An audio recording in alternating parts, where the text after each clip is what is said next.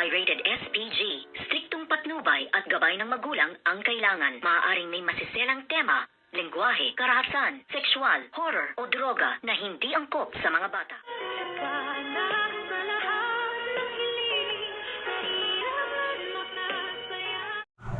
Good morning and welcome sa aking munting channel. Muli na namang nagtagumpay itong ang demonyitang si Moira sa kanyang mga plano at sa kanyang plano ngang pagtakas.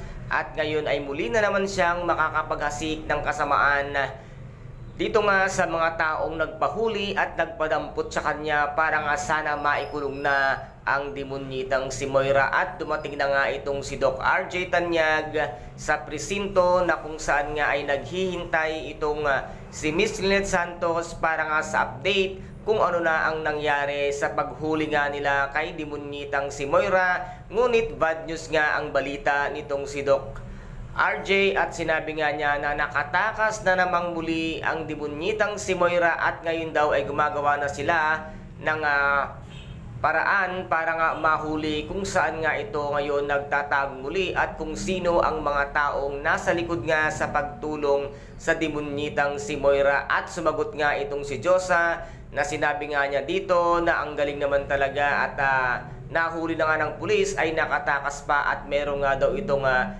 sa pusa ang demonyitang si Moira. At dito naman ay hindi nila alam ang kanilang gagawin kung papaano pa muling matutugis at huhulihin nga itong ang demonyitang si Moira. At dito naman ay gumawa na nga ng aksyon itong demonyitang si Moira na muling manggugulo sa Apex Medical Hospital. At dito nga habang ang mga nurses ay gulat na gulat bakit daw napakaraming mga pasyente ang dumarating at halos puro mga lalaki pa nga ito at wala silang kaalam-alam na ito pala ang isa sa paraan ng demonyitang si Moira at ang kanyang mga tauhan para nga makapasok sa Apex Medical Hospital. At dito ay naguguluhan na sila at gulat na gulat lalo na nga itong si Nurse Ivan at ito ngang si Nurse Karen kasama si Doc Luke, hindi alam at maintindihan kung papaano at bakit nangyari na puro lalaki ang mga pumapasok na sinabing na aksidente raw sa isang bus. Ngunit ito na pala yung mga taong mangho-hostage